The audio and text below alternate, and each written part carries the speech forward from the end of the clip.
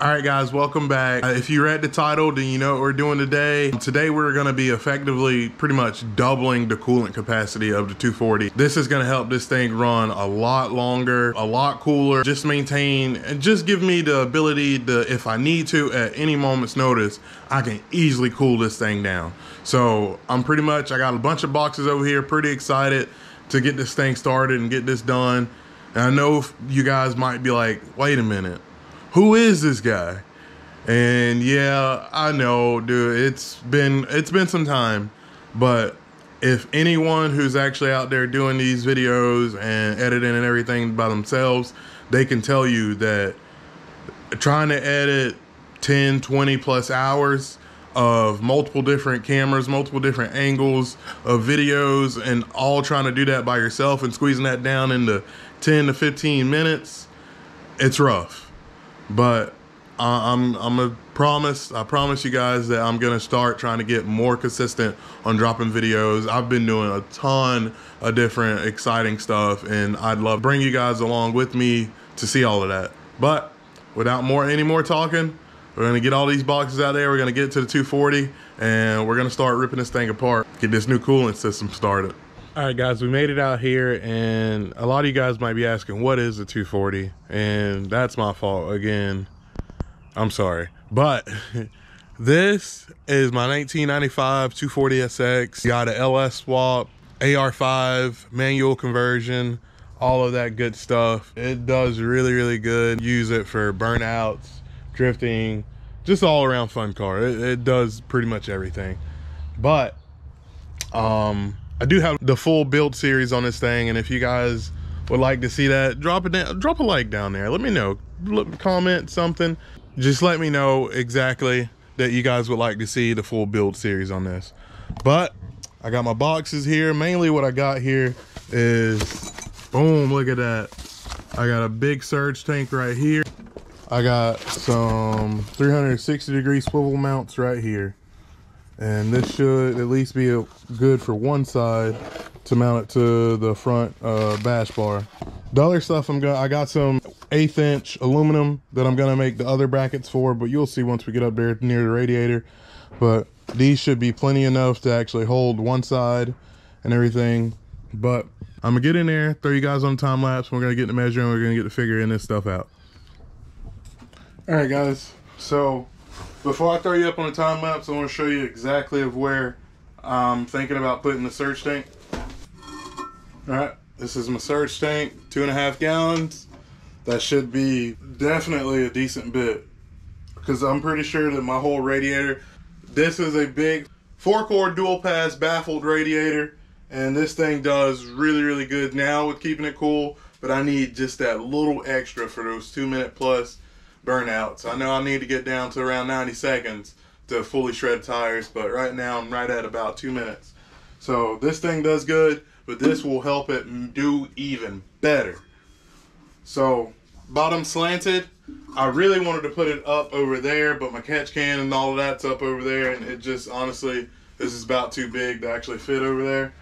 So what I was thinking, line it up, keep everything nice and square up front. Gonna be right here in line with the radiator up front. Oh yeah, how does this get water? So this is actually, I've seen online that a lot of people where your heater core lines go for your LS and how some people just loop it.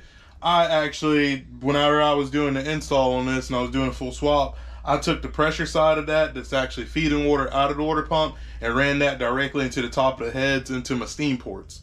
So it was pushing water from the water pump directly into the steam ports into the reversal to where the steam comes out. I was actually shooting water up top and keeping everything cool that way. So I'm gonna upgrade that and improve on that idea. I'm going to take the pressure side. The pressure side is gonna be feeding water out. It's going to drop down into the top of this, and the bottom right here is going to be sucking water back into the water pump, and that will allow me to pretty much take this top off right here at any moment I want, drop a whole 5-pound bag of ice into this thing, and that's going to start circulating throughout the radiator, throughout the block, and it's going to have ice, just like an ice box for a supercharger and all of that. It's going to be circulating new, nice, crisp, cold water. So that's going to be perfect, and that's my idea behind it. Yeah, so that's still pretty much the place I can fit it. Now it's just fabricating it and getting it installed. So I'm gonna throw you guys on time lapse, and I'm gonna start getting this thing knocked out.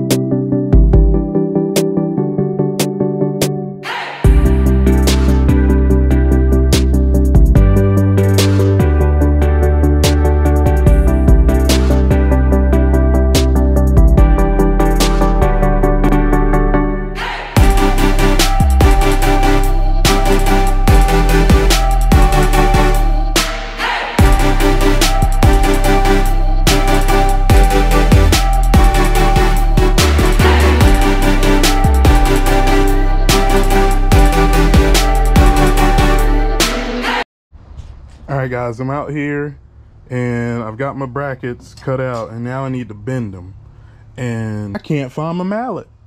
I done looked all over this thing and I cannot find it. It wasn't here, I know for a fact, but now I gotta improvise.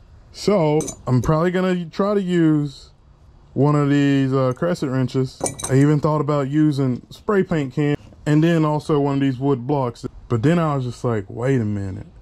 You know what's harder than both of those and kind of like a mallet? Fire extinguisher. So, pray this works.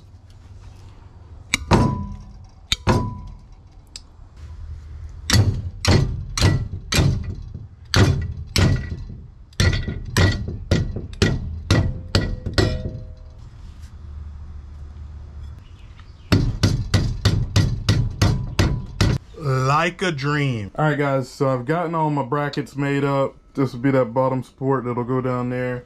I got this nutsert in, you guys can see that. Got this bracket made up for over here. This is gonna bolt directly to the box, and then I also got this bracket right here that's running off the side of the radiator to hold it. So all in all 4 brackets, all 4 mounts, this thing should be pretty strong and hold. I calculated it, and you know, a gallon of water weighs about 8.5 pounds, and this is 2.5.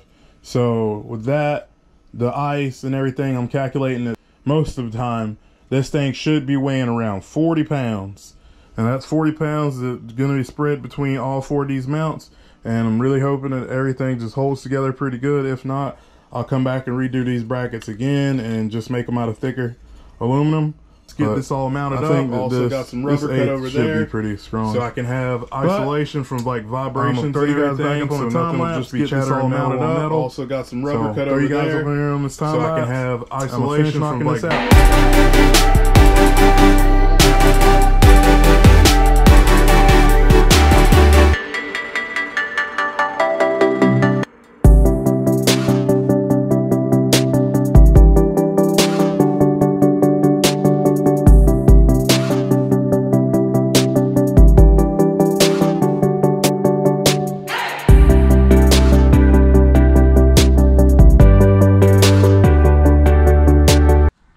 Alright guys, it's another day working on the 240. Let me show you what all I got. I got the brackets made. I got this little thing drilled out. Got this little piece of the frame drilled. Put one of those nutserts in there. Really, I'm gonna start using a lot of those. Got that in there. You could just drop a bolt right into it. I do have to take off the radiator, take off these hoses. I want to get the radiator out. I want to put something. I'm just gonna go ahead and tell you, I'm gonna put my logo right up front to let everybody know. I've seen multiple pictures of me just absolutely obliterating tires on the back of this thing, and the radiator is a perfect place for me to put my logo so everybody will see it and always know, you know, Allen Motorsports, AM, Big Arms. But yeah, you gotta take the radiator off, get all of that out, and then I also got a 160-degree thermostat that I gotta put inside of here.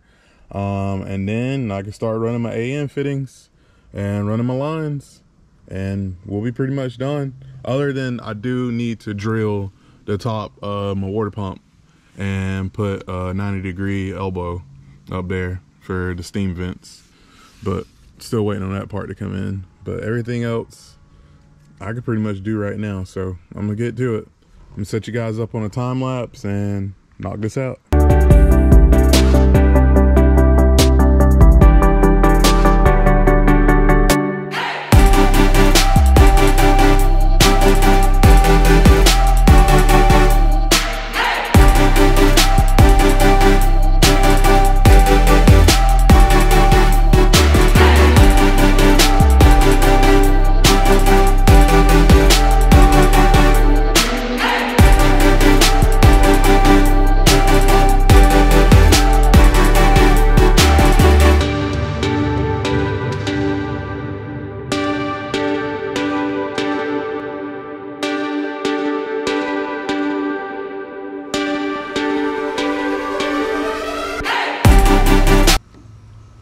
Guys, I got the hoses undone. I got the zip tie that holds the filter up there, keeps it straight. Got that clipped off.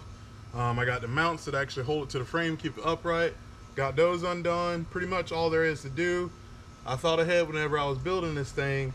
I knew I'd be possibly one day taking the radiator in or out, or just making it easy of access to get that thing, get that whole assembly in and out. To if I wanted to do like cam swaps or just swap the whole motor or anything. I did actually put a waterproof connector, a big like 12 gauge connector right here up underneath the frame that runs to the radiator fan, because it's a big electric one, and I made sure to do that. Oh, I got another zip tie up underneath there holding that. Oh, yeah, put that together pretty sweet. Alright, that cable should be free. Yep, all of that's free. So I'm not really worried about the coolant. It's not really coolant, it's just honestly water, because I didn't really want to run coolant and be at the track or whatever, and this thing or something happens and it just sprays actual hot coolant everywhere. So instead, and then an environmental impact. So whenever you got pure water like this, easily just dump it out anywhere. It won't really hurt anything or nothing. And it's also in Florida, so I don't really got to worry about it getting too cold that it would push out freeze plugs or anything. So, but I should be able now to just completely lift this whole assembly right out of there.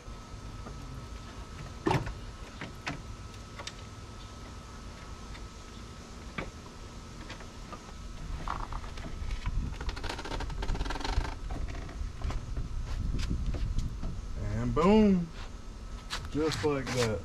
But boom, just like that. You guys can see, whole radiator assembly is out. Fan on the back, hoses, and we got a clear front access point to do anything. Like I said, swap out the water pump, swap the cam, to alternator, and all of that. But what we're gonna do is I'm gonna start taking apart the thermostat housing so I can put that 160-degree thermostat in there. That really is gonna make a difference, keep this thing cool. You really want your burnout to only last for like 90 seconds. But sometimes they don't. Sometimes you get a good tire, you get a good compound, and just not enough wheel speed, and you're out there for 2 minutes to almost 3 minutes. So we're gonna make sure our temperatures are staying good. I'm gonna slap this new thermostat in there a little too quickly. But you guys, what I was actually about to do is, after I take this thermostat out, is I'm gonna actually put my dash 12 AN fittings, my feed and my return, so I'll be able to actually run my AN lines up here to the surge tank, wet box, whatever you want to call it, burn down box, whatever. But it's going to sit right here, and I need to go ahead and install my fittings so I'll be able to actually properly measure my lines so they can run into this. So we're going to get this thermostat off, and then I'm going to put them fittings in there, and then we're going to put this thermostat back in, close that all up, and then we'll be able to move on to making lines. So I'll check back in with you guys in a little bit, put you back on this time lapse.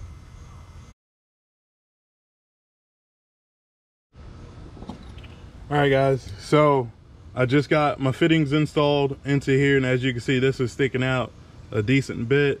I mean, I thought to myself I could take this fitting out and cut it down, because I didn't tap this all the way through whenever I was doing this, but then again, it's in there, it's pretty solid. I'm pretty positive this should not leak. It never leaked before when I had the brass plug in there.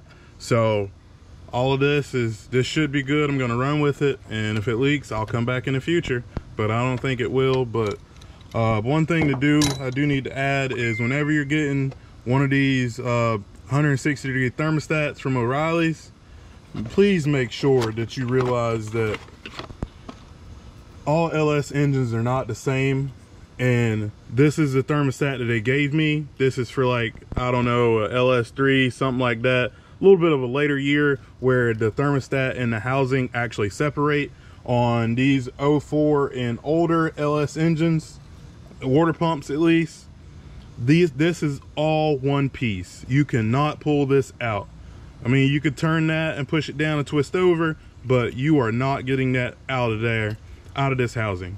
It seals with this little O-ring right here, and this is for a completely different engine. So make sure that you are getting the correct thermostat whenever you do this, because now I gotta run all the way back to O'Reilly's to get the correct thermostat just to finish this up. But I'm gonna do that and I'll come back to you guys. All right guys, it's a new day. It did get late last night after getting back and getting the right thermostat. I did go ahead and slap that on. I got my fittings on. Make sure you guys get the correct thermostat whenever you're doing this. Pretty much now all I got to do is I can put the radiator back in, I can slap that surge tank on, I get all my lines made, and then I gotta wait for parts so I can tap the top of that water pump so I can put my steam line vent, and then pretty much everything should be done.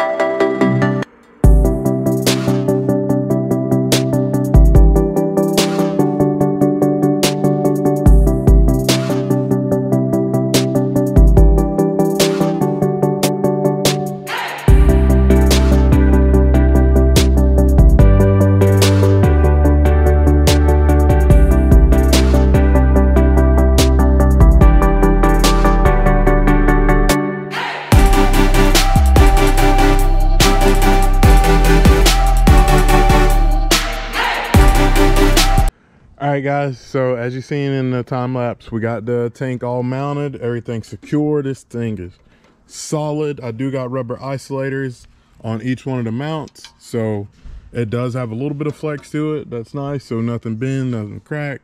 But now it's time to finally, we're getting close to the end of this thing. Now it's time for us to finally finish building these lines, or even start building up these lines. And look at this nice AN. Oh, all dash 10 AN lines, fittings. Gotta get that stuff in there and get it plumbed. I'll set you guys up and check back in a little bit. All right guys, so I've now ran into a dilemma. Originally, whenever I planned this out in my head, I was gonna have this tank directly in line. Both the return lines were supposed to be directly in front of each other to provide the shortest route possible. But now, in reality, after it has now turned out and I see that I can't do that, now the problem is that with two straight pieces, two straight AN lines, there's no way once the AN line comes out of the back of this that it would be at a good angle to feed from right here up into there on the side of this return feed that's right here. That would just put too much of a kink trying to come out here and bend like that. So my idea is two separate ideas.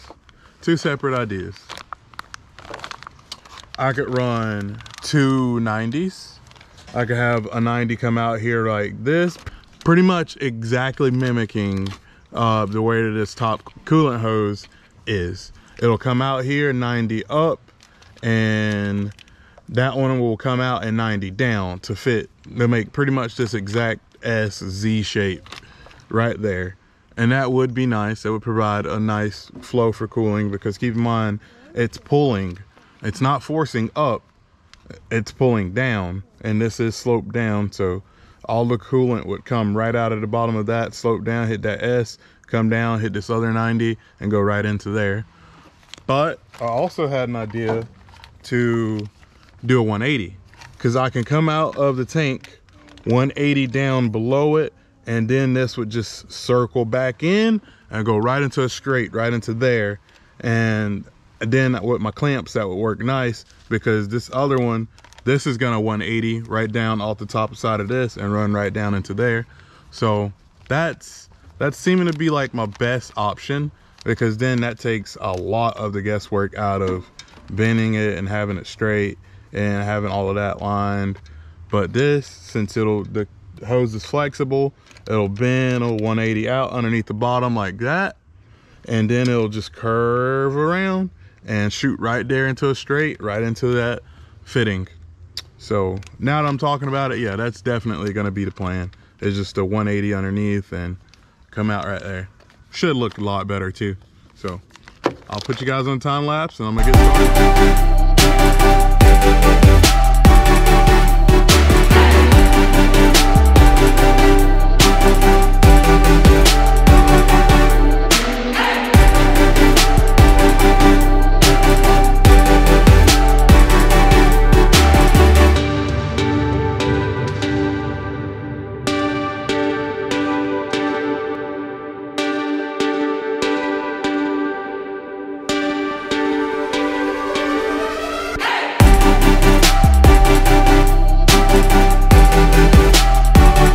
So I got all the hoses cut. Now I just got to assemble the AN fittings onto the hoses, a little bit of oil, everything. There's a ton of videos on YouTube about how to cut lines and everything, so I'll just give you a quick rundown. Make sure to always tape your ends. Tape where you're going to cut at, or else this little stainless steel wire on the outside that's protecting the hose, that's going to just start to fray and you'll never get it into these things. So always make sure to tape them up with electrical tape, get a good amount on it, and then just cut right through your line or wherever you mark it at. But I'm gonna put these up. It is starting to get dark, so I'm probably just gonna wrap this up. I'll catch you guys in a little bit, and we're gonna fill the coolant system. We're gonna test for leaks, and we're gonna possibly next video test and see how good this cooling system actually performs under a load. All right guys, so it is a new day and we are back out here on the 240. Let me show you. Went ahead and did a couple things after they showed up, because it was late at night and camera's not really good at night and didn't really feel like dragging out all the lights. But let me show you everything that I went ahead and got done. The tap for the steam ports actually showed up. I drilled that out, got it tapped, just a little regular MPT. Got that ran back there from the top of that steam port, running around through this hose. It's gonna drop in right there. I do actually have to flush the block. I got my water hose right there because I just want to make sure there's no contaminants or anything that actually got in there. So I'm gonna fill the whole block up, block off this port, run water through it, and just flush it until everything's clear.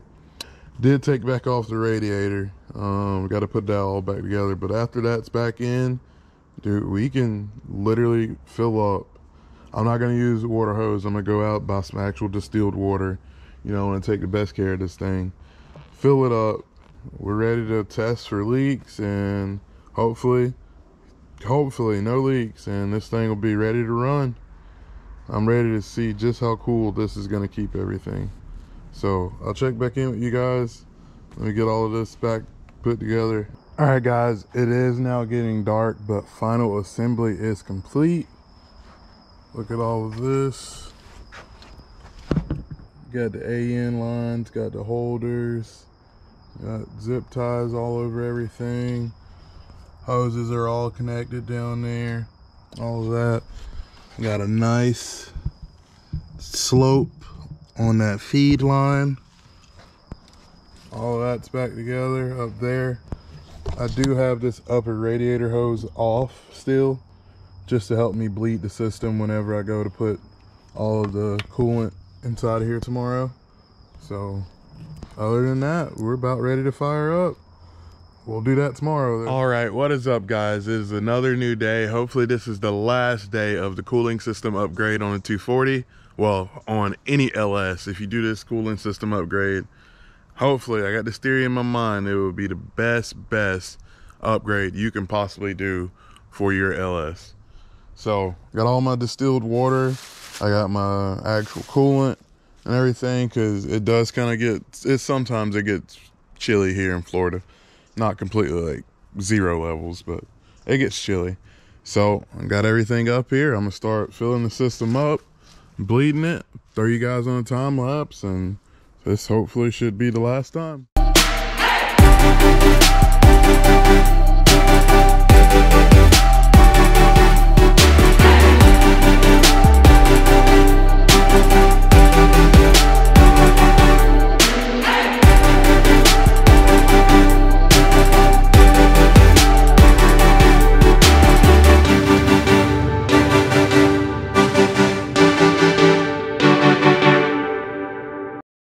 Guys, I think we're at that moment or that section where we're ready for the first startup. Since all of this has been done, I got most of the air bled out. Now I actually need the water pump to be turning so it can finish pushing out everything else. So let's go ahead and get this first startup.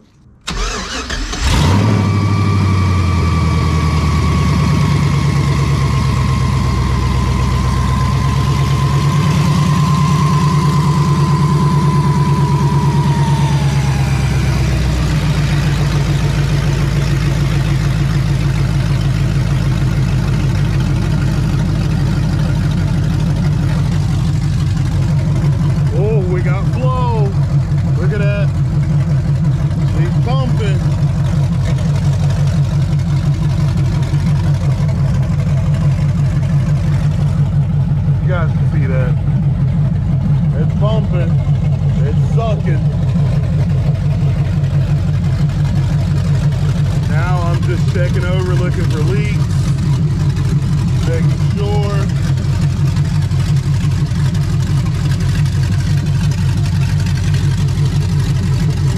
Alright, don't see no leaks.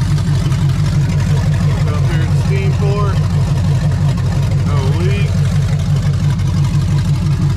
No leaks on the fittings. Everything's dry. This is dry. Dry, nothing right there. Check underneath the tank. That's dry. Hose, that's dry. All right, let's go back and keep bleeding the system.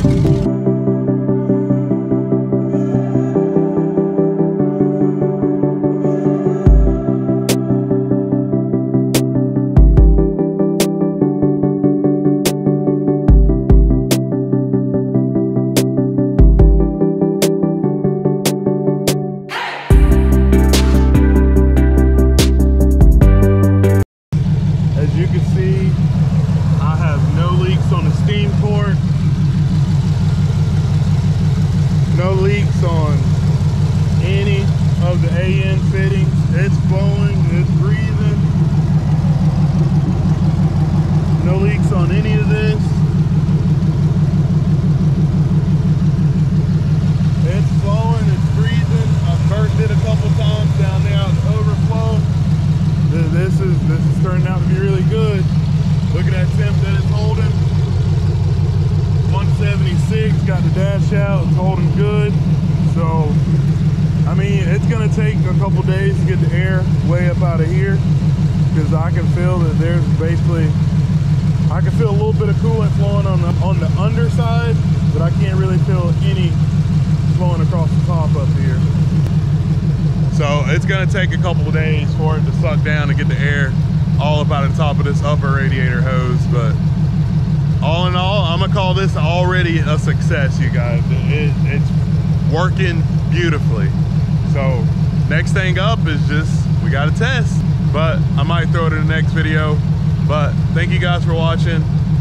Remember, please help me get to that goal that I'm trying to reach, to be the next new phase of motorsports, because I know with the ideas that are in my head, we can really shake up this world.